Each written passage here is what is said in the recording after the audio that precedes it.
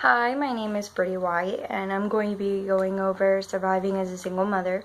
I'm going to read through the paper, and at the end of every paragraph, if I feel that there's something I could go into more depth with you, or if I just have an idea or I think of something better, like a better way of understanding.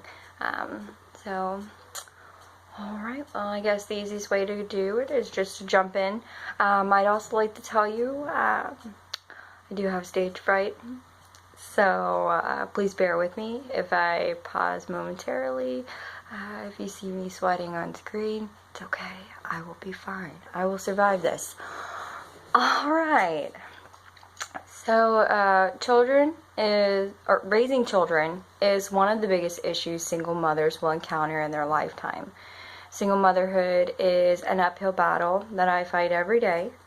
Society is not structured in a way that will allow a single mother to prosper. The job markets expect a worker to be highly flexible when it comes to scheduling, but in most circumstances refuse to pay a livable wage without highly skilled background. So schooling is often required to attain a higher standard of living. The problem is most schools have set class times that are during the day when employers are the most available hours. Child care also contributes to this issue. More times than not, child care is sometimes hundreds of dollars a week just for one child, and I have 4. Daycare would obviously be higher for me because I have 4 small children, all under the age of 6. So, yeah, working full-time, going to school full-time, paying all the bills. I'm the only one that contributes to our bills. A lot of people ask me, well, why don't you go get child support? Okay, well, I've heard stories, I've talked to other men who have had to pay child support, and, it's hard for them to pay their bills. And I don't want to contribute to that. I don't want to be the reason that somebody else's family isn't eating. We make it just fine with what we have. I mean, they have what they need. That's important. Alright. Finding suitable employment is one of the biggest challenges of single motherhood. The job market is consistently changing, and the employers have the advantage of large pools of employees to selectively choose from. Sorry, brain lapse, let's just say that.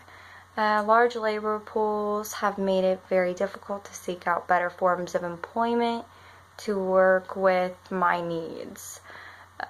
Single mothers must compete with people that are often more qualified because of their highly flexible lifestyle and or higher education. Obviously, a single mother does not have the option to pack up and move when a good job becomes available far away. Often we are limited to the job market that is closest to friends and family. Honestly, most days, if it wasn't for the support of my family, I'm not sure how I would function. Inability to relocate has become a major challenge for me as a single mother. This is true when it comes to finding a job.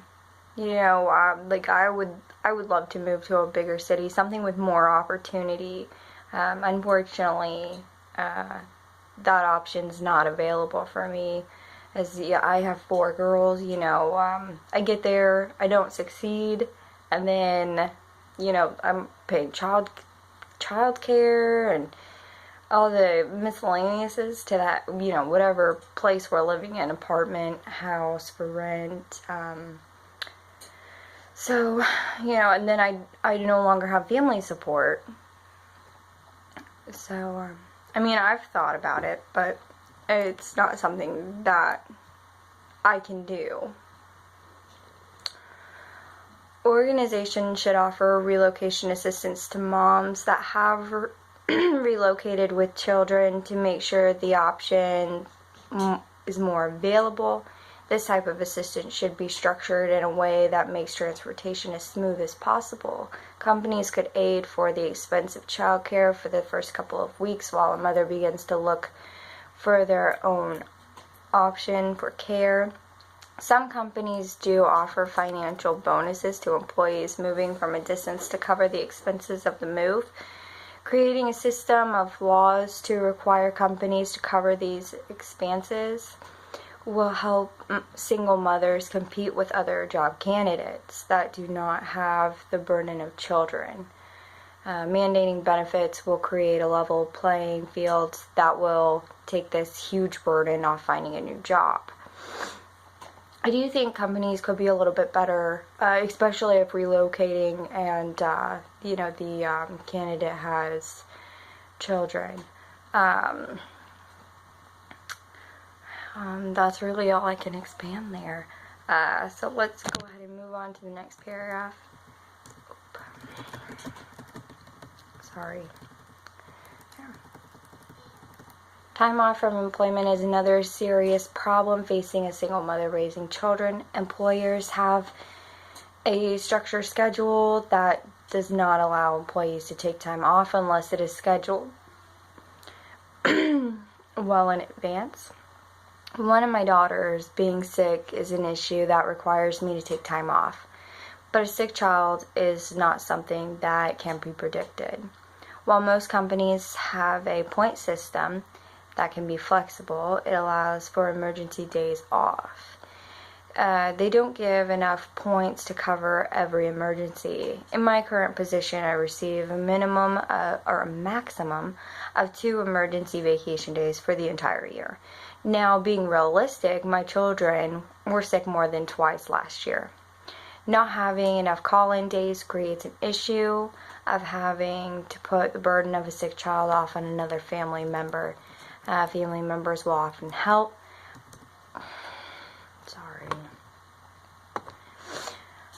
Family members will often help, but it often puts serious strain on everyone involved.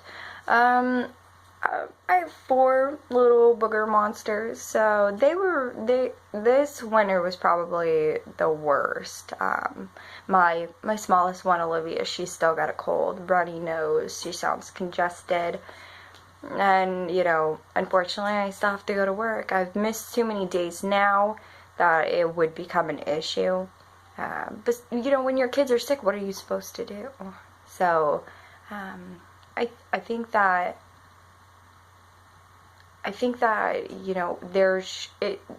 just as long as it's covered by a doctor's note, I don't think that there should be that much of a problem with somebody missing, just as long as it's not, oh, well, I didn't want to come in today. And you do see that a lot, and, there probably are some people that are going to take advantage of it, which is just going to, screw it out for everybody else. Kind of like, we have what's called smile points out there at Hershey, and, I guess a couple years ago, people were just sending them back and forth. They weren't going over them, to approve. They were just approving them. And with your smile points, you can get all kinds of goodies. You can get gift cards. You can get kitchen utensils. I think you can get cell phones and stuff like that too. But they've got GPSs. They've got handbags, wallets, just all kinds of goodies. And you can buy them with your smile points. Well, a woman posted on Facebook that because of the smile points, all the smile points that she was receiving, she was able to get a whole new kitchen, kitchen appliances. And now all of our nominations are being looked at. They're being reviewed before they're being accepted. And it really sucks that somebody had to ruin it for everybody, considering, we work hard, and I don't send them out unless I really feel that, they should receive the smile points for it. But they call it the Smile Program, and basically that's all it's become. I mean, most of the ones that I sent in, they get knocked down to smiles, and one of our bar's department managers come out to me one day, and I sent out 44 of them. And I normally don't get on and do it very often, so that was just in a great lengthy time period that, you know, I assembled all these people, and I'm like, okay, well, you did this for me, you did this for me, you know, and I was appreciative. And he comes out and he tells me, he's like, I didn't approve them because you didn't give me enough detail. So I go back in, I get on the computer, and I you know, get everybody's name put back in, and I send it, and I give him a lengthy paragraph as to why I feel that, you know, he should approve my nominations. And it was still rejected. So, and I mean, it was, I don't personally understand it. Honestly, I don't see why we have it if we're not going to be awarded for that stuff. I mean, you know, it just depends on where you're at as to who approves it. Right now, our new plant manager is approving all of it. And, like, if you're in maintenance, the maintenance men approve that. So they get all theirs, but all of the ones that I've sent in have been modified, which is where they get knocked down. And, the last ones that I sent were approved, but they were only approved for smiles. Well, what are you going to do with a smile? Can't buy anything with it. Anyway, alright, back to it.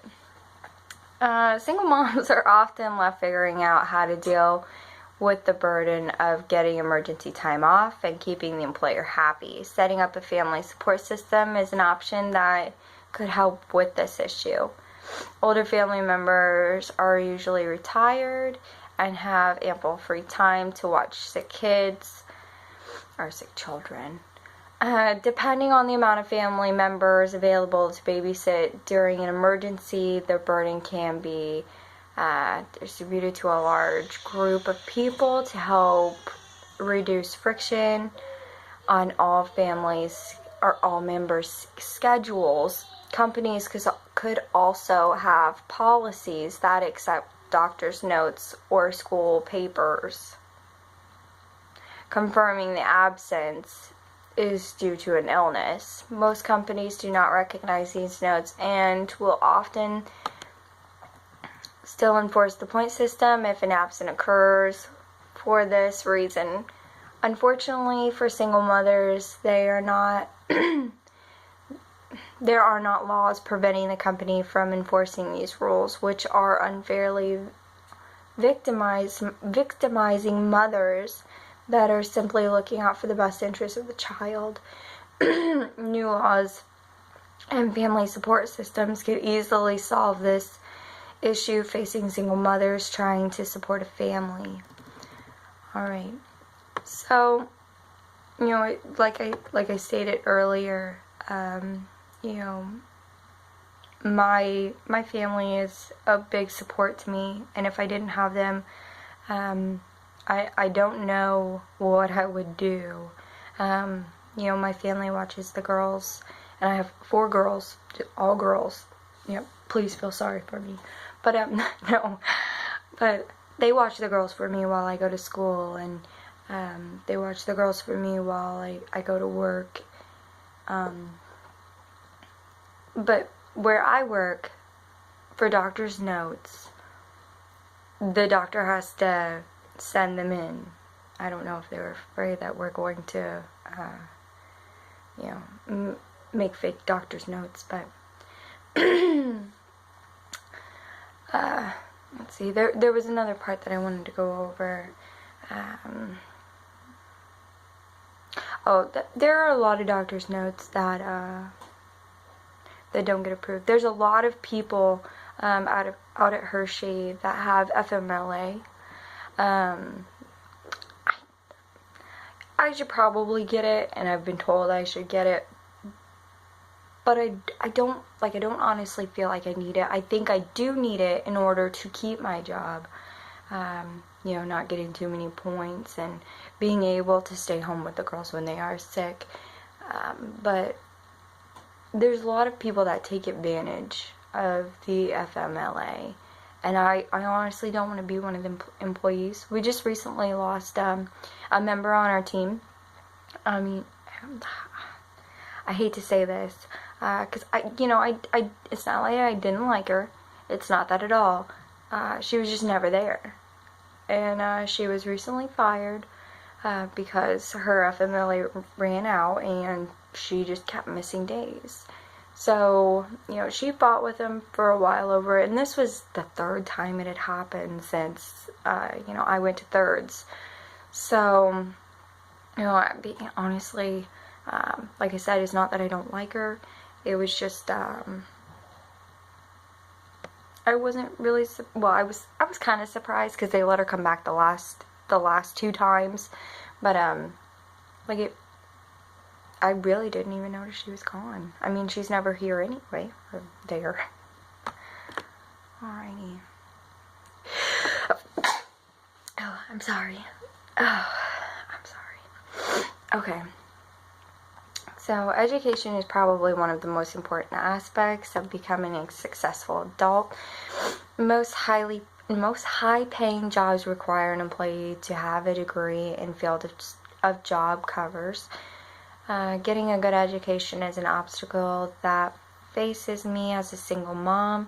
Most colleges, do not offer childcare, and campuses and instructors typically do not let a mother bring a child to class. Aside from my last 2 semesters before Lincoln Joe College, Miss Bechtel, an outstanding instructor, said if necessary, our children are welcome to come in with us and read a book or color. Missing class over babysitters canceling or a sick child is an issue that seems to come up a lot. I do apologize for my misreadings. Some instructors are understanding, like Miss Bechtel. If it happens to be an important day, there is usually circumstances to the absent or tardy that are enforced. Keeping high grades is important because the grade point average a student has in college is one of the first things an employer looks at. These issues facing school and single motherhood creates a unique set of problems for people in my situation.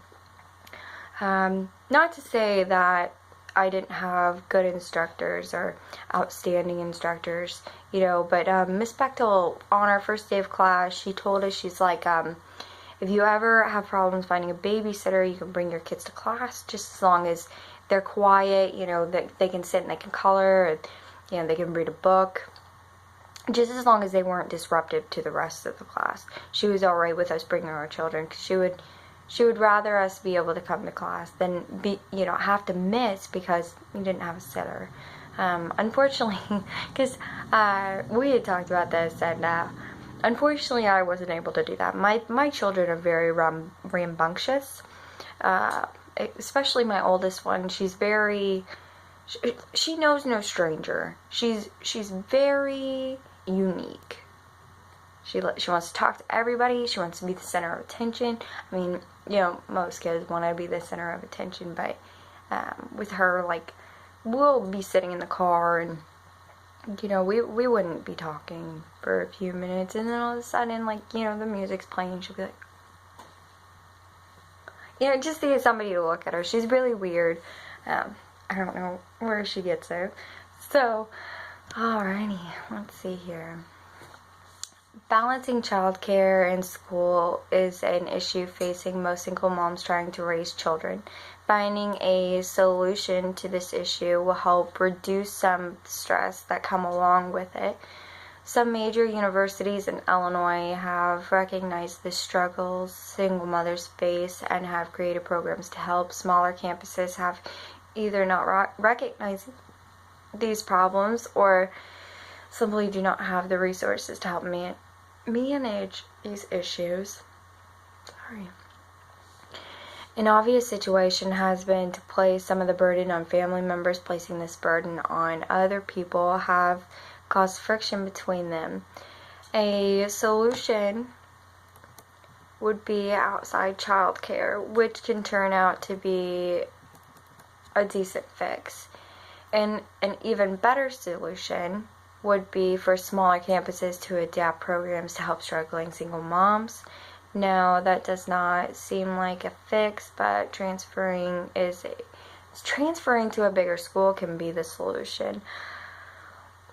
When me and my husband were together, we were living in Charleston, and I called around looking for sitters that I had to work, and he had class, and it was just for a few hours. But at EIU, they gave me some numbers for some college students that would, love the opportunity to have that time, because they weren't doing anything. They'd like to make a couple extra dollars. And we were able to find a babysitter. Her name was Erin. She was really nice. She kept the house clean. The girls just loved her. She wanted to play with them. She wanted to, call her. And I think Baby even said one night she played Barbies with her. So, I think that could be something that Lincoln Trail could look into. And, other colleges. There's probably plenty of people that are willing to babysit, and there's certain degrees where I think that working with children should be important, and maybe you can even set it up as an internship. I think that would be something to look into. I think it would be a good idea, especially single mothers. I think we would think it was a good idea. All right, so the challenge of attending school is usually great for single mothers in my situation. Housing costs and miscellaneous expenses are much higher for me than other students attending school here. Tuition prices at four-year colleges that are required for my degree are even higher, which will create additional challenges for continuing my education. High costs in attending school create more of a challenge to deal with for a single mom than a typical college student. Education assistance will only cover so much, which leaves a lot of unpaid expenses piling up.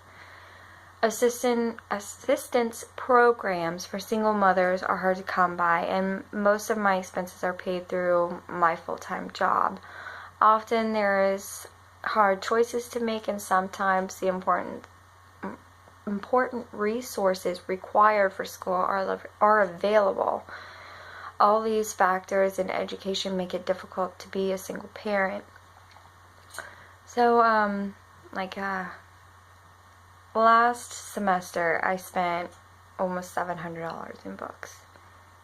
And it was before my FAFSA came through, and I had to get my books so I could take my classes, and it was too much. I couldn't even afford to pay $200 on books if I wanted to.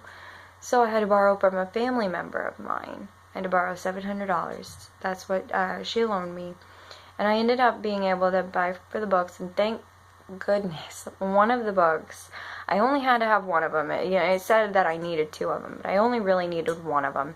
And I was able to get that book, just the one, and then I saved over, it was like $140 something. So with that, my FAFSA hadn't come in, and, they're wanting their money, which is understandable. I think they could go about it differently than the way that they do. I understand they probably have a lot of people that don't pay for their classes, but I'm a single mom, and they wanted me to pay $400 or $500,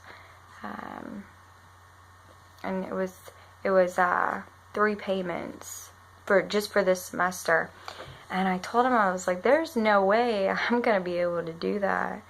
And I was like, is there any way that I could pay a little bit at a time? And I was still waiting for my FAFSA to come in. And she's like, I don't know, I'll have to see. Okay, so what was left over from the book, I obviously took down, and I put it on that. I already borrowed the $700. She wasn't expecting anything back, and I'm gonna pay her back when I have time, But, and it's a family member. She knows that I'm gonna pay her back. She just knows unfortunately, it's gonna be a while. Alright, let's see.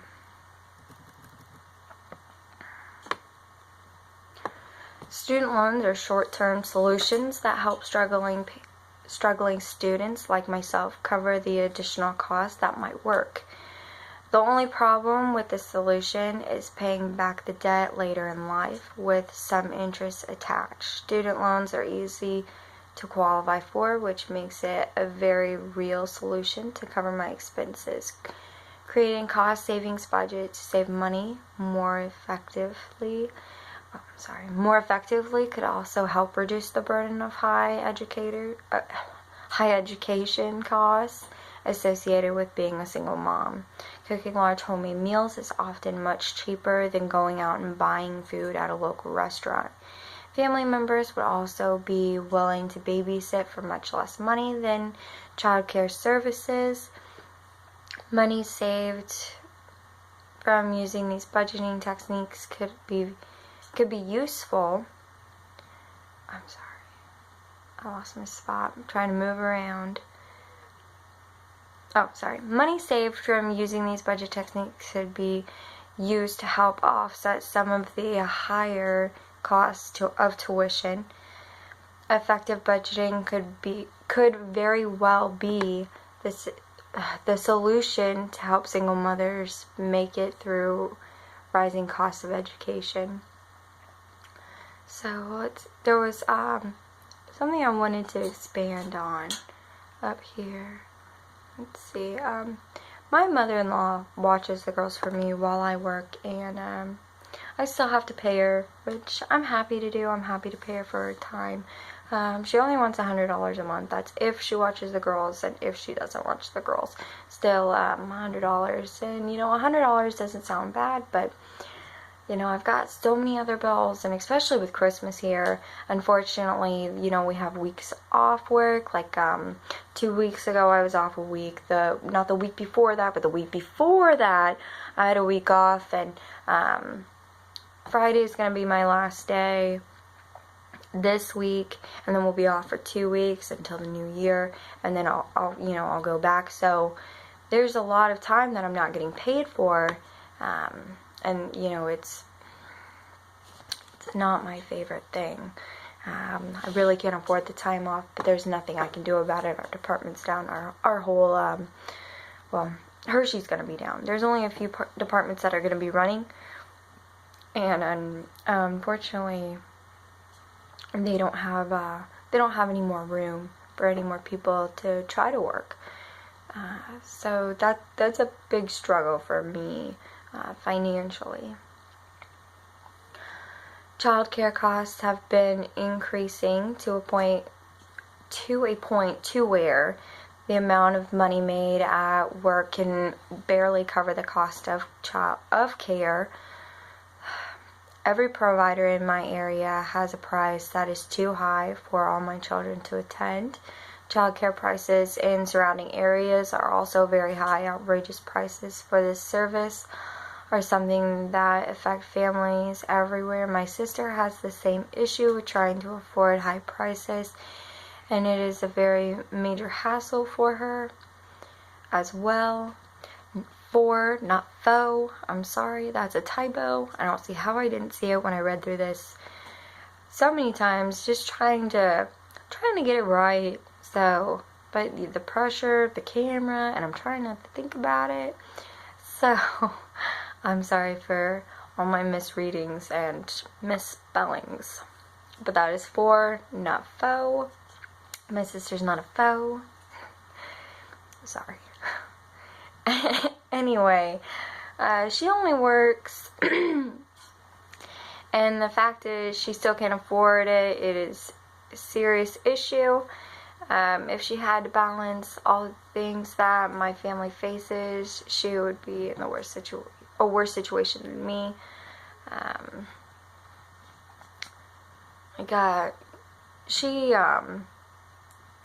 believe her and her boyfriend, I think they're married, so he might be her husband.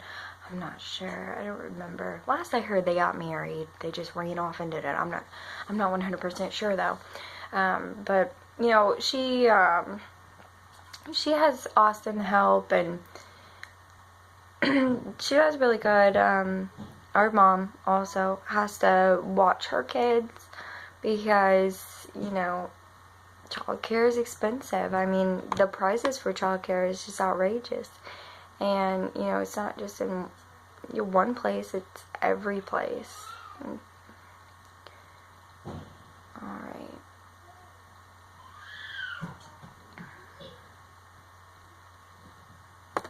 There are government-sponsored programs that help offset the cost of some programs. Programs are something my sister said she had help her, but it is not a program that I have personally looked into.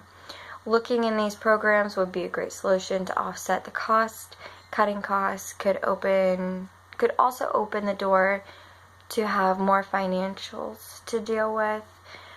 Some of the other issues discussed earlier in the paper. Greater availability would also provide myself with more time to focus or to work and focus on school assignments. Not having enough time to do things is an insane. Oh, I jumped a line. I'm so sorry. Okay. is an issue that can be solved by more childcare. It would also give